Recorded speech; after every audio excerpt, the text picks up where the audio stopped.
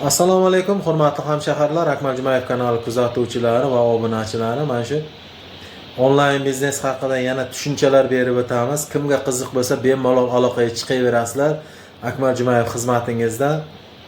Xohlamaganlar majburiy emas. Mana shu internetdan topayotgan odamlarimiz ham bizga bunday emas, mana bunday dasturchining yetadi.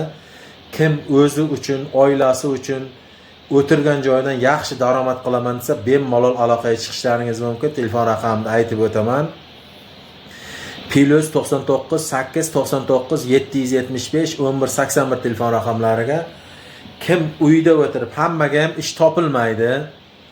Musofirlar ham ko'ryapsiz, musofir yurtlarda ham davlatlar notinch, yaxshi ish olmayapti, hujjat ishlari ko'payib ketyapti.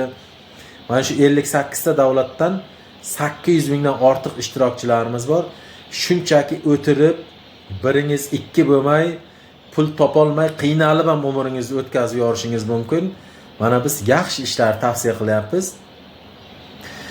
Qari onaxon, otaxonlarimiz, uyda o'tirgan bola parvarishi bilan band bo'lgan kelinchaklarimizga juda qo'l keladi. Ba'zi bir kelinchaklar menga murojaat qilib, hamkor topolmaymiz, qo'shilishga qo'shilamiz deb edi. Mana kompaniyamiz, Bifri kompaniyamiz hamkor topish majburiyatini ham olib tashladi. Tambal, o'zi ish yoqmas odamlar turli xil bahonalar qilaveradi. İşimiz realni $160 bilan kirasiz, 40-50 yil daromad olasiz. Daromadlarimiz 150, 300, 900, 2700, 8100, $30,000 daromad qilishi huquqi bor sizga. Majburiy emas, yana ham takrorlab aytyapman, ixtiyoriy. Kimga qiziq bo'lsa, bemalol aloqaga chiqaverasizlar. Akmal Jumayev xizmatingizda. Mana birin-ketin Xorazmdan, Qoraqalpoqdan, Toshkent Chirchiqdan, Tojikiston Kolxozoboddan, Muzrabot tuman markazidan fuqarolarimiz qo'shilib boshladi. Kimga qiziq bo'lsa, bemalol aloqaga chiqaverasizlar. Akmal Jumayev xizmatingizda.